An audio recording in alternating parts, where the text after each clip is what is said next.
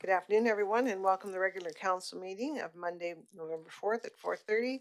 And I would like to call the meeting to order. We have a few opening comments, but first I would just like to thank Victoria for acting CAO last week and Jared for taking over this week so Daryl could have a well-deserved break. All right, Tom, you have some announcements. Yes, thank you, Your Worship. First announcement, I'd just like to uh, tell everybody about the Light Fest that's happening at the Badlands AMP. 4 themes over 5 weekends. Just incredible Light Fest going on. The first one is Story of the Land, which is this coming up Friday, Saturday. Then November 15th, 16th, immersive fireworks projection show, just incredible Light Fest fireworks again. December 22nd, 23rd, again, Light Fest with live music.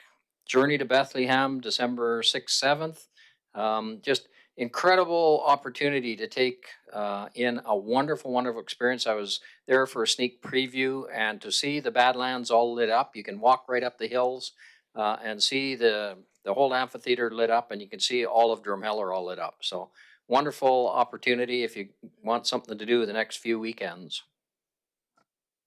And you also have Remembrance Day. Yeah, I'd just like to thank and congratulate all of the people that were involved in the Remembrance Day banners that have come up over around town.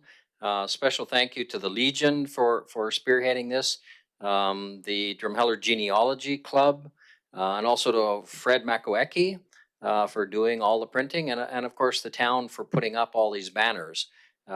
Take the opportunity to look at some of these banners when you're downtown or at the Badlands AMP, or pardon me, at the BCF.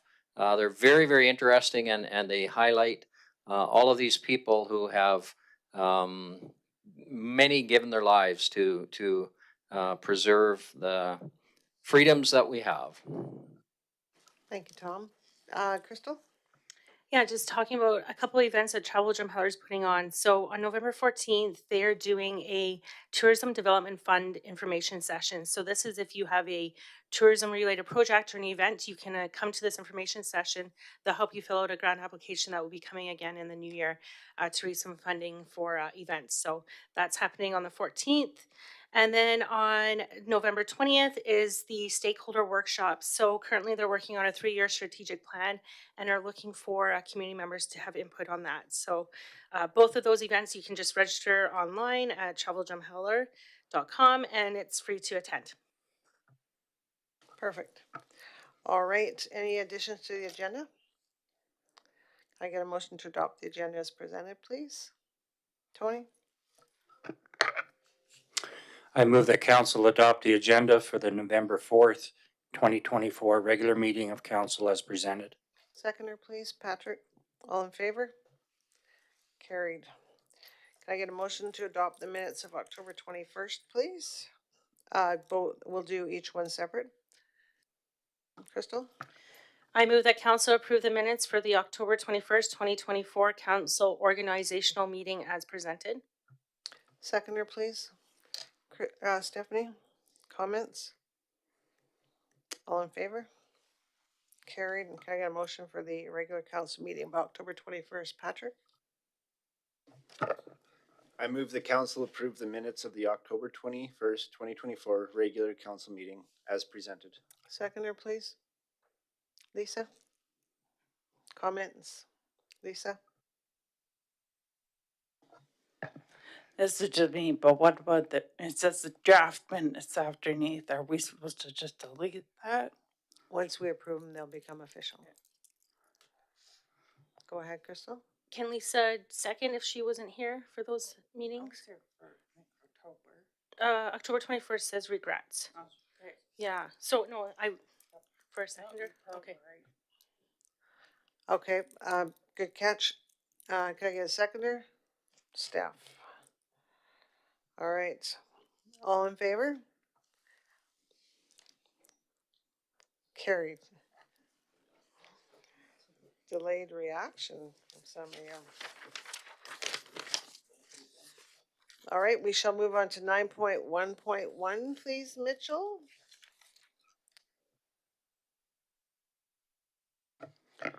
Good evening, Mayor and Council. My name is Mitchell Visser. I'm the Manager of Legislative Services. I have a quick request for decision on policy LSC02, the Mayor's Recognition Program. This policy is set to replace an old policy from 1991, policy A0191. This is part of our program, I guess, to identify program policies that are outdated and replace them.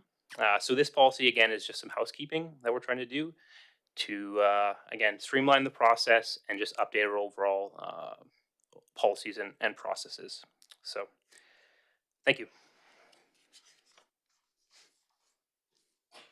All right, do you want to go through the whole summary of it and why and all that at this time? Sure. Then Yeah. we'll make a motion. So yeah, to give some more information. So the program itself is to provide recognition to Drumheller residents for milestone birthdays and anniversaries and other notable uh, accomplishments. So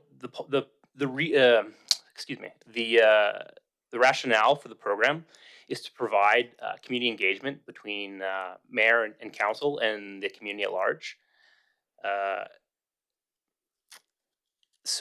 yeah, again, so the point of the program is to promote those community engagement events, and the main improvements are mostly related to providing a nomination form that we can put on a website and have at town hall just to streamline the process. And again, it's just updating some of the language that's been outdated. And those are the majority of the improvements to the program. Thank you. Thank you. Can I get a motion, please, Council? Stephanie? I move that council adopt council policy LS-C-02, Mayor's Recognition Program, and repeal administrative policy A-01-91, Mayor's Recognition Program. Seconder, please. Lisa? Comments? Crystal? So this isn't replacing when new business is open, they would still go the normal means through the chamber.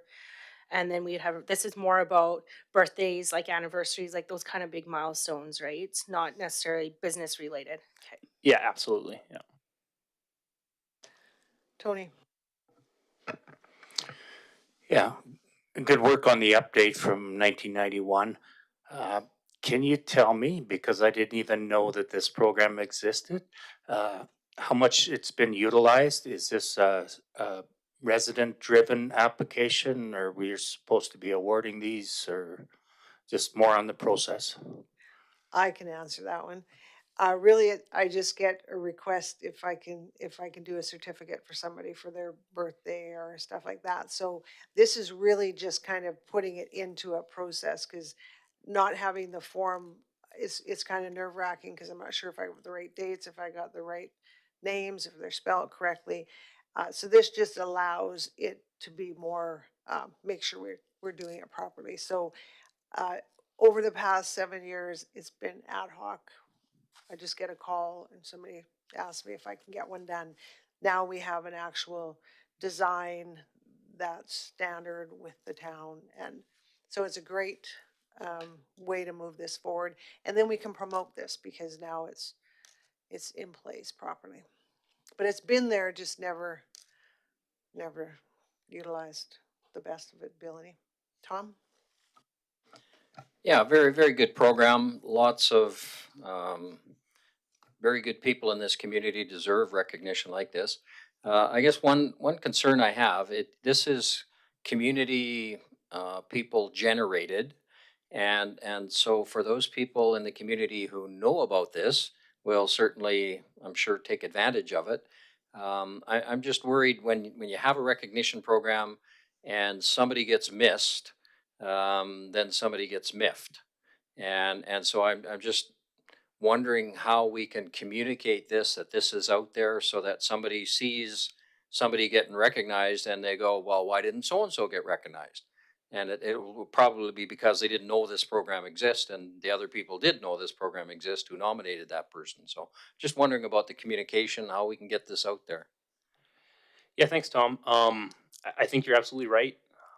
In the past, it's never been overtly advertised. I think moving forward, I think we can potentially celebrate those milestones more, engaging with our social media communications team, getting, again, celebrating those achievements, posting on our social media. Hopefully, that will get the word out, let people know that this is something that we do, and then they can be involved as well if they're interested. Anybody else? Lisa? I would just like to point out that there is a communications strategy on there, and it covers that quite well. Anybody else? Stephanie? Yeah, thanks, Mitch. I guess I'm just curious, like, the policy, the original one is A-01-91, and the new one doesn't have the year like the old one. I'm wondering if there's a reasoning for that or. There is. It's an internal change to how we number our policies. So rather than numbering them just by the year, we number them by the department, which is responsible for maintaining or responsible for the custody of that policy and the maintenance of that policy. So, Thank you. Anybody else? All right, thank you all for bringing another one into current status, and we're getting these cleaned up one by one. We've got to be, what, over 100 policies and bylaws rewritten, so appreciate the work administration. I know you guys put a lot of effort into getting these all done, so thank you, everyone. All right, all in favor of that change in the policy? Carried. Thanks, Mitchell. thank you very much. All right, let's move on to 9.3.1. Victoria, please. Good afternoon, Your Worship and Council. My name is Victoria Chan, Chief Financial Officer, as well as Director of Corporate and Community Services for the town. So in front of the council tonight, we do have a couple of decision items for council for considerations. The first one is 2025 utility operating and capital budget. And then the second one is the corresponding 2025 utility rates bylaw. So before I start off, I just want to identify that it is a Municipal Government Act requirements for council to adopt an annual budget for utilities. And based on our user pay business model, we try to make sure that the utility operations are segregated from the tax base or general property tax base. So for the 2025 operating and capital budget, we managed to balance the budget so that we don't need to subsidize the utility operation with the property tax. And if there's any surplus, arising from these operations, the contributions could be made to the reserve for future capital needs, or as well as reducing the financing requirements. So let me share this.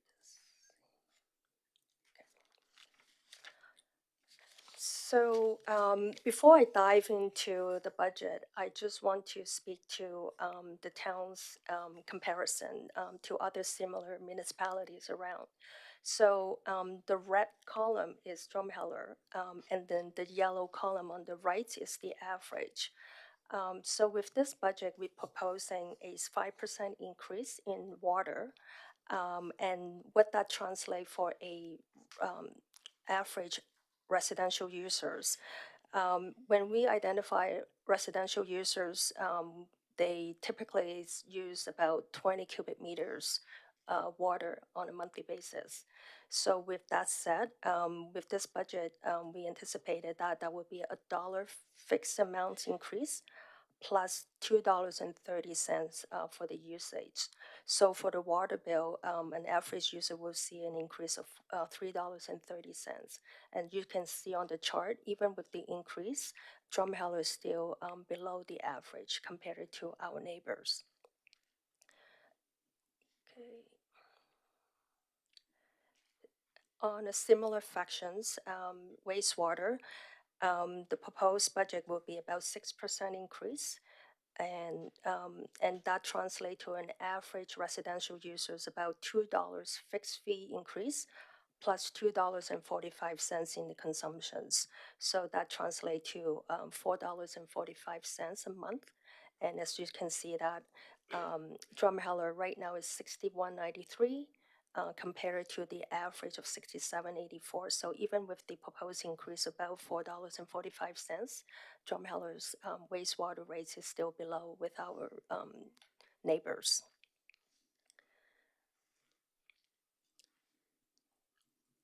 On the solid waste, this one see a little bit increase due to the fact that we just recently award new contracts.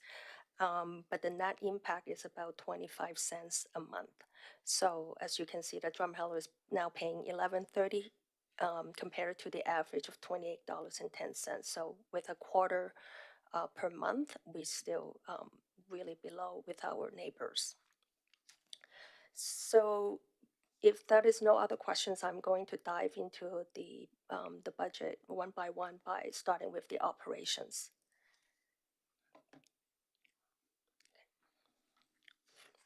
So starting off with the operations budget, so I can speak to the revenue side of it.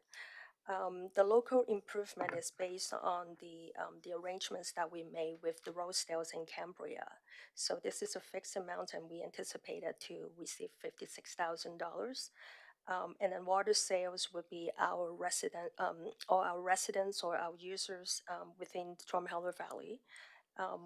We also are providing water services to our regional users, so you can also see the water sales at the regional level as well.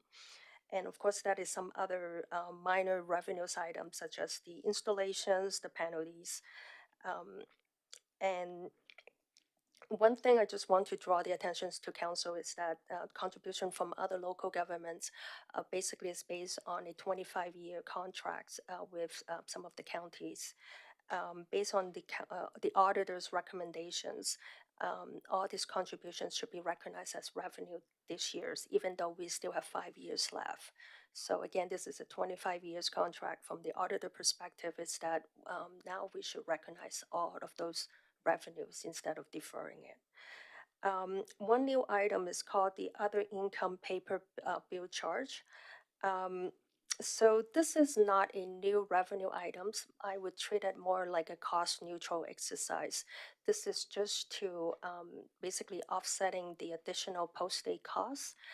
As everyone knows that Canada Post right now is in the process of negotiations. Right now is that they passed the cooling period, so that means that either parties, the employers or the employees, can either go on strike or lock out with provided that they provide 72 hours notice. So one of the things Canada Post mentioned is that in order for them to sustain the business model, they anticipating a 25% increase in the postage. So right now, a domestic postage costs about 98 cents. With a 25% increase, it will jump to $1.23. So the administration is recommending that for those users that still decided to opt for paper-based invoice, we will charge them $2.50 just to offset the additional increase in postage.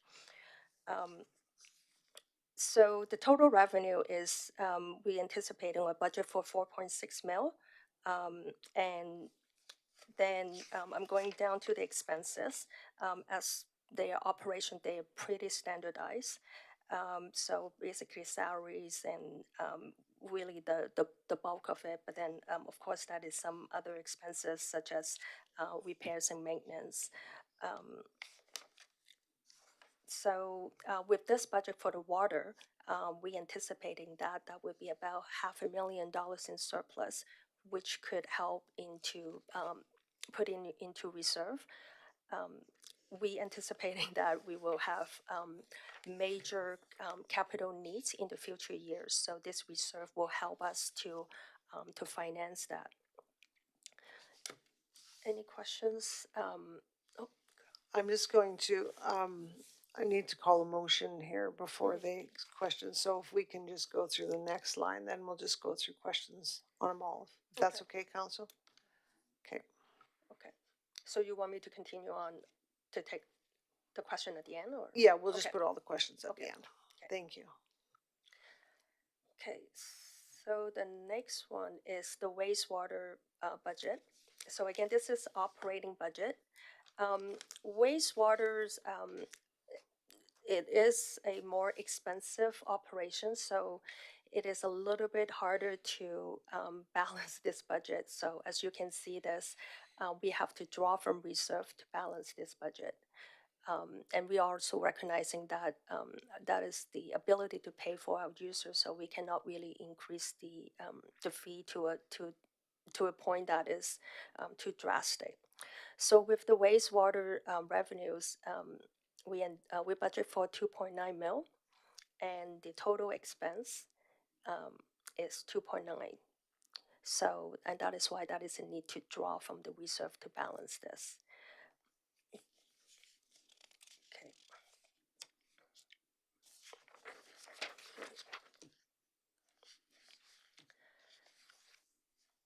The next budget is the solid waste and recycling budget. This one is relatively small budget. We're talking about $500,000. Again, most of the expenses is basically based on the contracts that we just recently award. Total revenues about $517,000, with a budget of expense of 504, with an anticipating surplus of $13,000 that can be contributed to the reserve.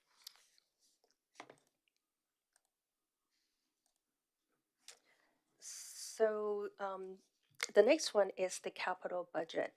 And your worship, I don't know your preference is that, do you want me to go through line by line, or just wait for council's questions? Council would have analyzed this whole thing, so I think, and it's available for the listening public, so I think it's, if council has questions specifically on that, what I will do right now is go in to call the motion to accept Okay. as presented, and then we can go from there, and then we can have the full discussions on it. So could I get a motion to accept that, Tom? No, this is just the utility budget motion, and then I we'll move go that to- council adopt the 2025 utility operating budget, 3-year operating financial plan, 2025 utility capital budget, and 10-year capital plan as presented. Seconder, please. Patrick, okay, now comments. Okay, so any questions you have at this point, let's go, and then we'll go into first reading of the utility bylaw, which is different, okay? Questions, Tony? Okay, couple questions on the operating budget, just the first section on the, I'm trying to get the percentage increases that you show on the spreadsheet to align with the RFD, and so you're indicating, for example, the water operating budget increase of 3% in revenue and 10% in expense. And the RFD refers to 5% revenue and 9% expense. Are they to correlate? Or am I missing something here? Yes, it is a different apples and oranges. So when we say the 5% and 6% increase is on the user fees, not the overall revenues. So the overall revenues, yes, is 3% change, but the increase in the user fees portion is 5%. That's how you get to the 5%. Yes, Same with wastewater and exactly. recycle and Yep. stuff. Okay. Second question on the water operating. On the expense, you're showing postage there because of the increased postage costs. So we're going from 12 to 24,000. And then you're also showing that as a revenue for paper billing as well at 24. Like if we're converting postage to paperless billing, it should be going down, not? Okay, so the increase for the expense is because it used to be split into two. So you will see that postage show up $12,000 in water budget, and then also $12,000 waste, yeah. in waste. But usually we just send one bill. We don't separate water, so that we just lump it into one category right now under the water budget. And then in terms of, if everyone's opt in for e-billing, then we would not get any revenues and we would not get any expense. So We right now would, we it's, would get 24 in revenue is what you're showing. yes, because it's supposed to be offsetting. So if we are going to incur the cost, we will get the charge for that. Okay, So it's so it's not not a- really a revenue item, then it's a expense item that could Yes. decrease. But from an accounting perspective, we have to show the money coming in, but then also the money going out. So even though the net impact should be zero, but Zero. we have to show it separately. Good. Yep, thank you. Anybody else? Tom? Yeah, just further to what Councillor Locker was saying.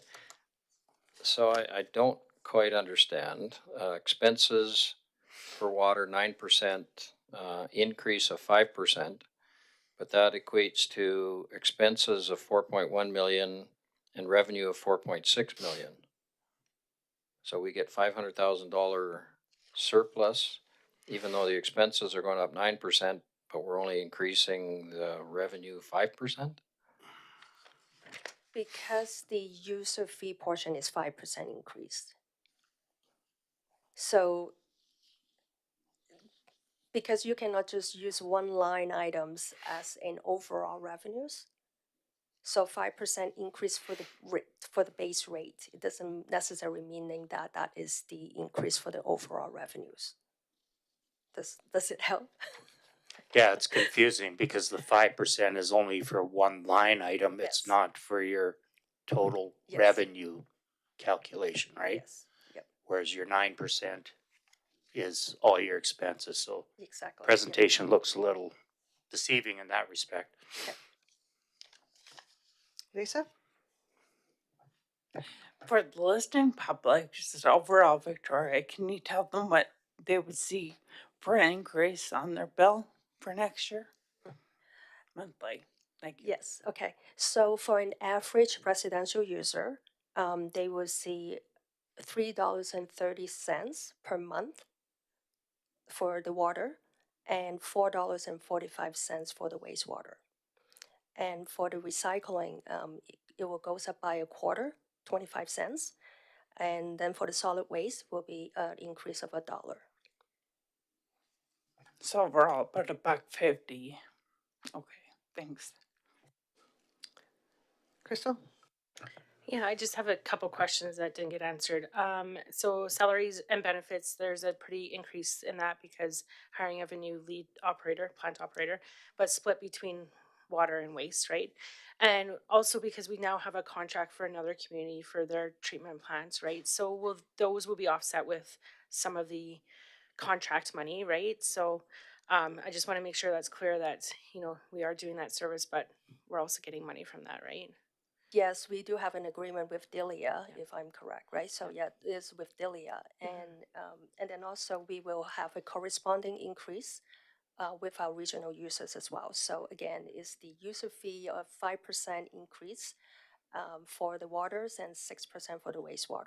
And that's including our Aqua 7 line with all our regional partners Yes. will also increase, okay?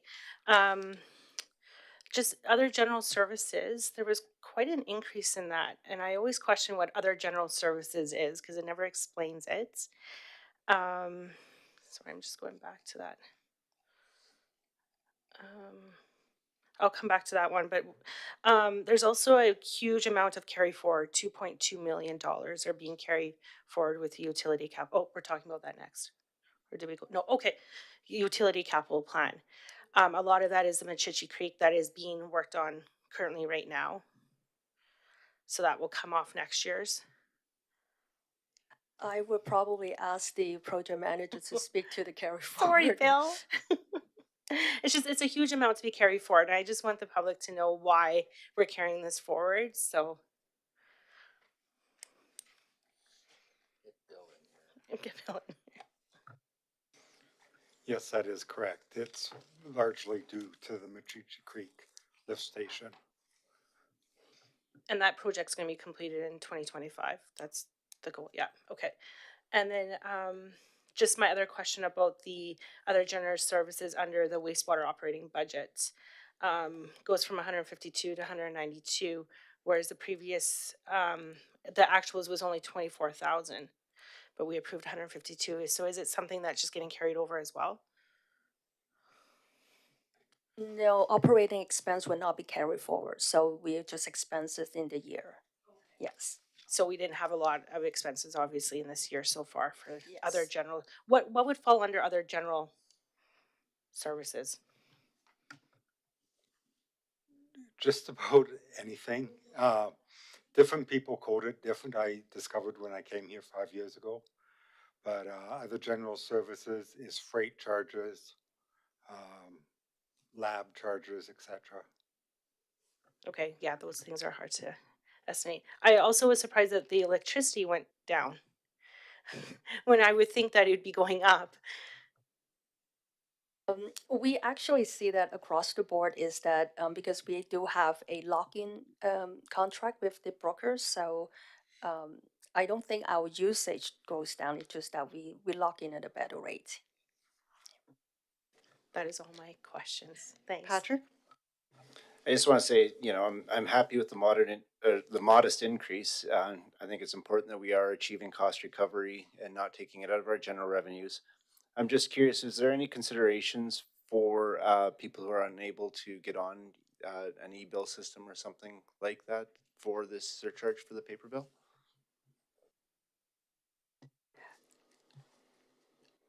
Administration actually has considered that, and that's actually two options. So either you can sign up on e-bills, which you can get emails. The second option is that you can sign up for a e-account. So you don't have to be too IT savvy to get that, but definitely administration is aware of the requirements. So if anyone called in, our department will be able to help you to sign up on by emails or go online as well. Yeah. Stephanie? Hi, thank you. So I was just looking and I seen that the Huntington Booster Station and the, sorry. Oh, sorry, we're not on that one. My bad. No, that's all right. We'll just get through this part. Make sure we got all our questions on this first part, and then we'll go to that stuff. So anybody else on that? Tony? Yeah, just one final question. So referring back to the 2022 study that was done for water and wastewater, um, can you just remind the public what the outcome of that survey was, and that these rates of 5 and 8% fall in line with that survey recommendation, right? Yes, the consultants actually recommend about a 5% increase as well as 6% increase for water and wastewater respectively. I think one of the challenges that when the consultant did the report or did the study is that that is not a lot of consideration with the upcoming future capital projects that you see or present in front of you right now. So I think that will be an ongoing challenge for us is that how we can build a reserve so that because we know that some of the capital budgets, some of the capital projects are coming. So that's why we want to be prepared for that. One last thing is that I just want to remind council is that back in 2022, council passed the borrowing bylaw for the booster stations, the penitentiary. Given the fact that our reserve is kind of low, administration is also considering that we might need to tap into that borrowing so that we can fund for any cash requirements. And actually, that particular interest item is already included into the budget as well. But I try to defer it because we anticipating that the interest rate would go lower in the second half of 2025. Yeah, and just to add to that, I think it was an important outcome at the time the consultant's report was done. It was a renewal of a previous one where both water and wastewater were in deficit positions. Water at the time in 22 came to a break even, so we focused on sewer, which was always has been in a deficit, and we're working our ways towards restoring a reserve of some sort there.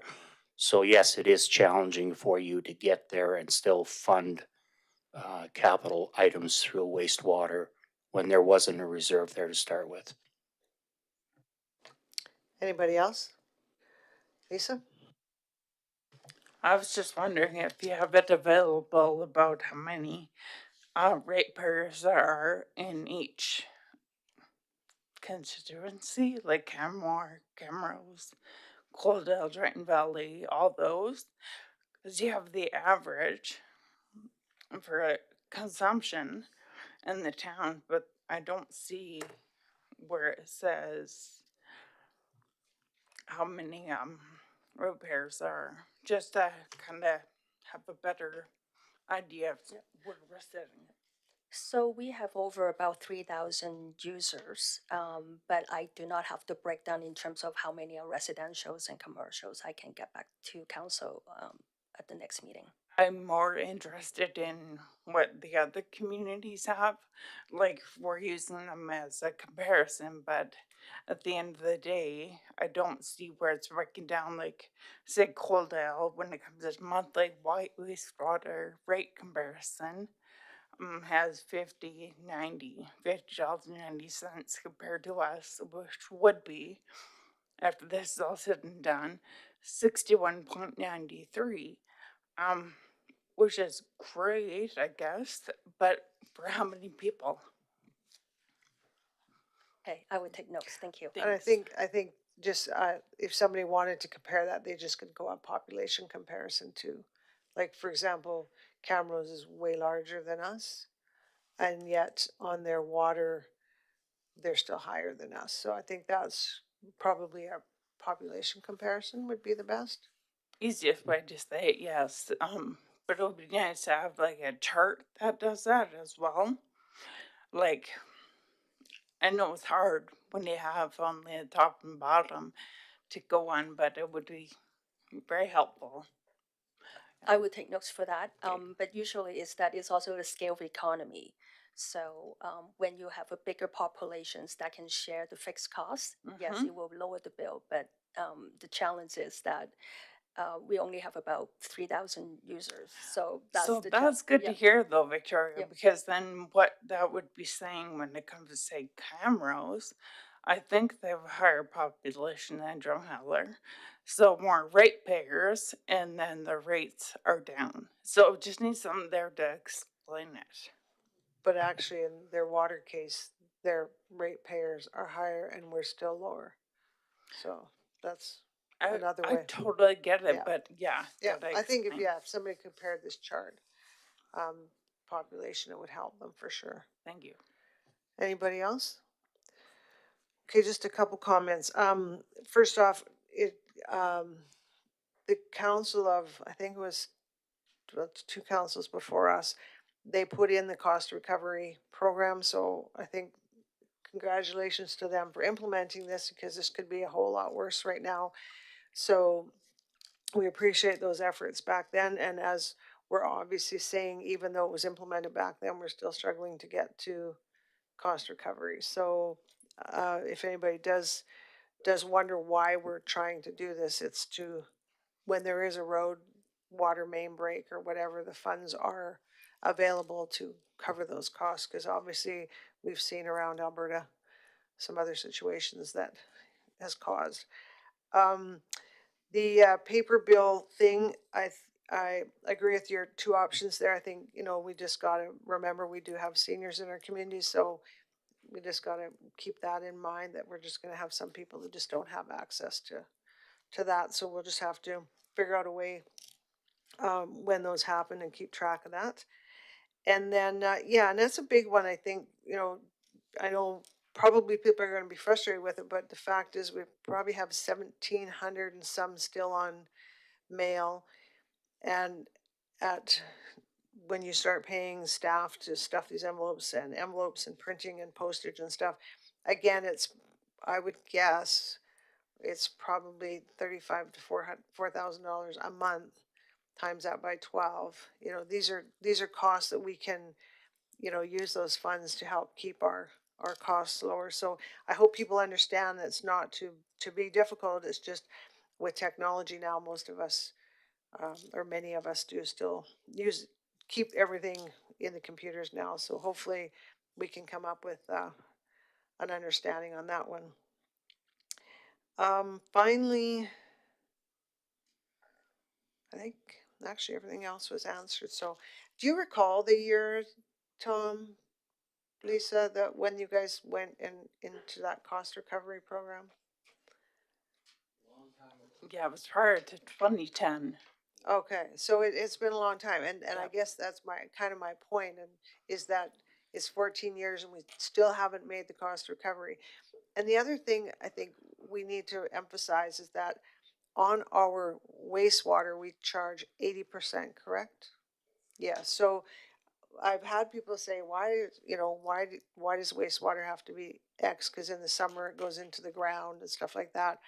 And the fact is, we do only charge 80% of that throughout the year. So we are saving, you could do you could change it all for 3 or 4 months, or you can make it 80% across the board. And I believe that's what we've done. So Yeah, definitely. It's cheaper than how it used to be. With this model of 80% across the board, it allows people to have a discount in the summer and in the winter. Even though in the winter, everything goes into the system. So, yeah, definitely, yeah, very kind to lower income people as well. very good. Okay. Any more questions on those first two? All right, now, Steph, I'm letting you lead the way for questions on the capital plan because we haven't passed any of this yet. So now we've discussed the first two. Let's talk about capital. You go ahead now. It's all yours. Thank you. So the Huntington Booster Station and the Bankview Booster Station, I noticed they have changed the years on when we're going to be doing them. I'm just wondering the reasoning behind it. If you remember, we did a study, water servicing study, and it was presented to council by Associated Engineering. If we go ahead with the recommendations in that study of having a raw or treated water reservoir and pump station, the Huntington Booster Station and the Bankview Booster Station would no longer be required. So we've pushed that back because we've asked the consulting firm for further information on the reservoir and pump station. Thank you, Bill. Lisa? So, when it comes to the penitentiary lift station, has the provincial, I think it is, government offered to help offset some of that cost? Not yet, but we're working on them. Good job. Anybody else? Okay. Well, I think it's pretty straightforward. You guys got lots of work to do coming up. So, all right. If there's no other questions on that, I will call a motion for all in favor of, Tom, do you want to read the original motions? Everybody knows what they're voting on?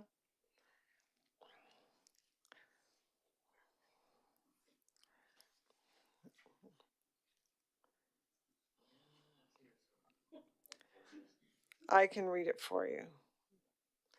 The motion was that council adopt the 2025 utility operating budget, 3-year operating financial plan, 2025 utility capital, and 10-year capital plan as presented, and it was seconded by Patrick.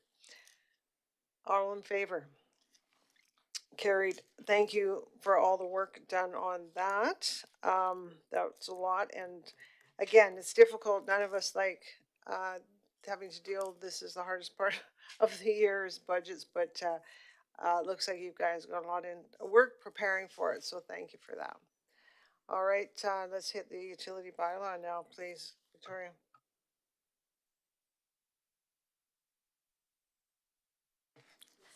Okay, so so with the bylaw 35.25, administration is asking for councils to adopt a first and second reading of this bylaw. Again, this is just for the utility rates. The main utility bylaw remains standing.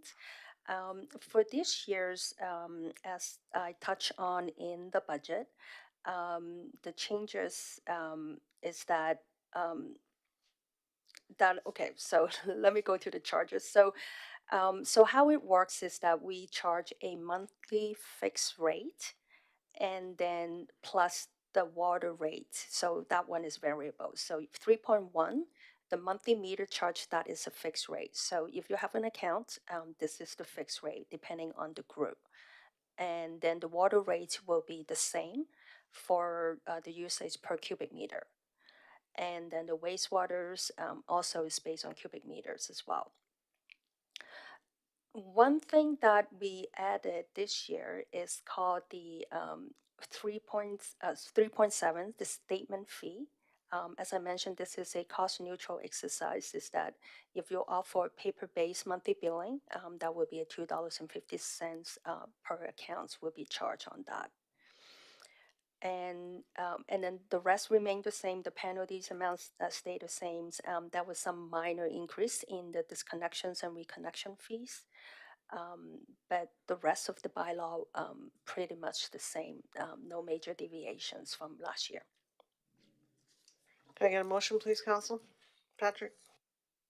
I'll move that council give first reading to 2025 utility rate bylaw 35.24 as presented. Seconder, please. Lisa? All in favor?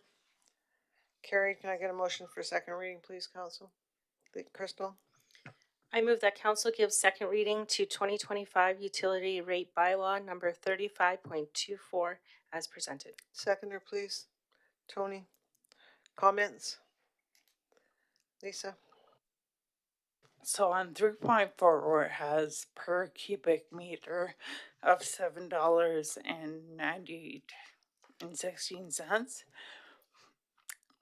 When a person buys bulk water from town Drumheller, that's the rate they're paying, correct? It's just broken down to smaller amounts that they're purchasing bulk, or So I guess that those are the farmers and anyone that is not on a connected service, they can come to buy bulk waters, and this is the rates that we will be charging. okay. Yes. So do we charge differently for larger commercial users rather than just bulk? Administration is actually looking into that for 2026 to differentiate residential and commercial use. But we just find that this year's we already have a lot of changes, so we defer the changes and then give us more time to study the impacts. So yes, Okay. this is on our radar. Thank you. Yes. Tom? Yeah, so properties with only a sewer connection pay $55 monthly. So that would be places like East Cooley. What are they currently paying? $50. 50, so it'd be $5 increase. Most residential users are in group 1. Yes. Yeah, okay. And group 2, group 3, not very many. Group 2 is most of the commercials, and group 3 we only have 10 or 11s. Those are the big institutions or big facilities. Okay. So a question to Bill. So some of the commercial users filling up their tanks, when are they going to be able to use effluent water for dust control rather than good potable water? A bit of an aside. You don't have to answer that right now. Well, Tom, you don't give up on that one, so that's good. That's really good. All right, any other comments on that?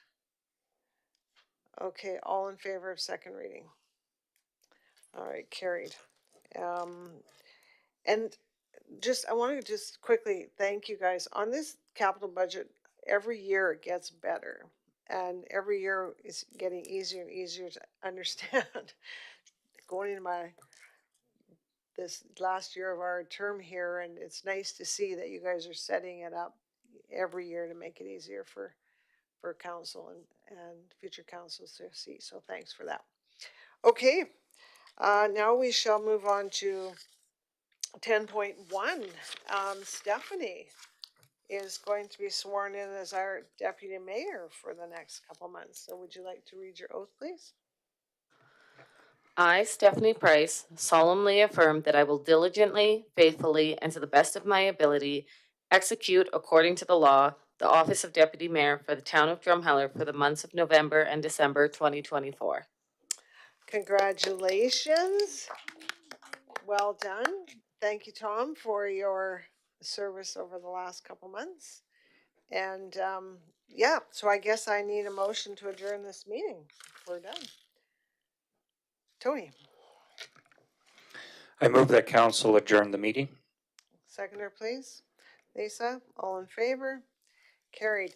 Thank you to everyone for being with us this week. We will see you next week on Tuesday because of Remembrance Day. We will be off, so hopefully everybody is out, attends the event that the Legion puts on at the Badass Community Facility. Thank you to the Legion for continuing to remind us all that we need to be grateful for the wonderful lives that we do live, for those who have sacrificed for us. And let's just remember, be kind, take care.